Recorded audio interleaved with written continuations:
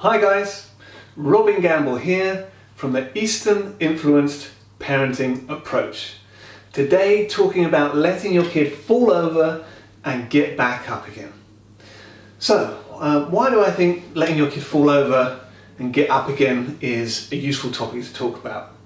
Well, anyone that's been interested in parenting and has been around for the past kind of 2 decades will have noticed that there's recently been an epidemic in helicopter parenting.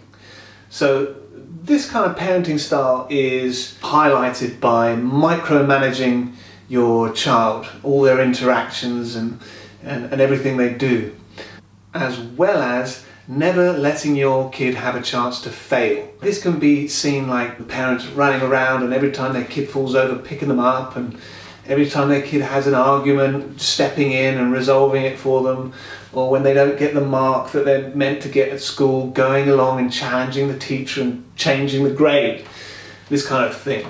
So interestingly, this approach has some negative effects on children in the long run.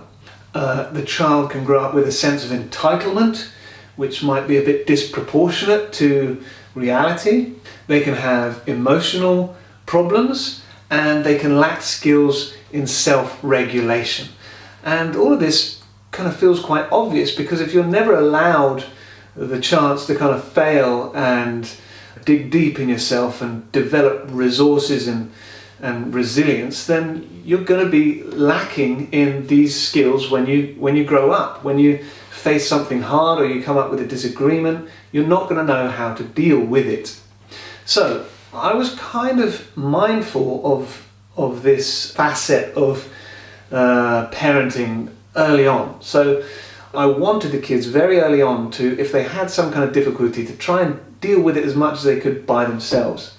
And this can start really young. And we started when the kids were toddlers. My son or my daughter would be running along and they'd fall over, and I would coach myself and my wife to kind of, in that moment, just turn away so that our kid, when they were on the ground and looking around, wouldn't see us rushing over and overreacting and getting all emotional.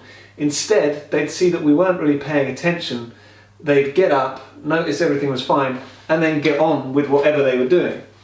And this definitely worked in our experience. They'd fall over, we'd turn away, we'd watch out the corner of our eye, they'd get up and they'd carry on. And we do this kind of thing even when they've got arguments in a playground or even with each other. We won't step in until it's absolutely necessary.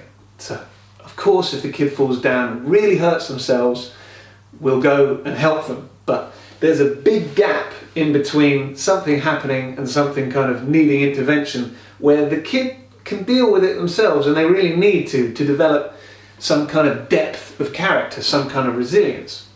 So, some tips that I've got for employing this fall down, get back up idea in your parenting.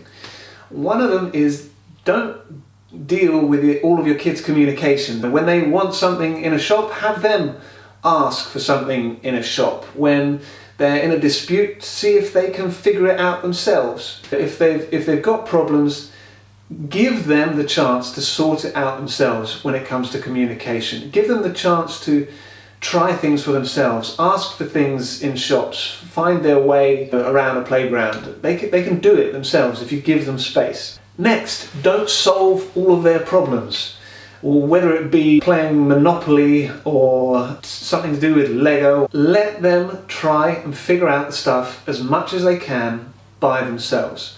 And you'll be amazed what they can do, but you have to give them the space and time. It does take patience. Next, let them deal with consequences. If they're rude to someone in a playground, that person's probably not going to want to play with them. And that's a lesson they have to learn. That's how kids get socialized. Likewise, if they do something silly and risky and they fall over and hurt themselves, that's a lesson that they need to get themselves so they're not so risky in their behavior. So let them deal with the consequences of their actions. We do the same thing with kind of homeworks. We try to get the kids to do their homework as best they can. Sometimes it's not particularly good, but instead of doing it for them ourselves, I'd rather they go back to school and get the feedback from their teacher, and then it becomes something internal for them to improve on. Finally, I'll leave you with a really useful Japanese quote. I'm sure you've heard something along this line before. Fall down 7 times, get up 8. This is great training for life and a good little maxim to keep in your head for yourself and for your kids. There's going to be lots of times that you fall down in life and you're going to want to get up and carry on. Guys, I hope you found this video useful. This is just our approach. If you find something useful in it for you, then great, take it away. I hope you get something from it. If you do like the video, please like it, share, comment. Thanks a lot for watching.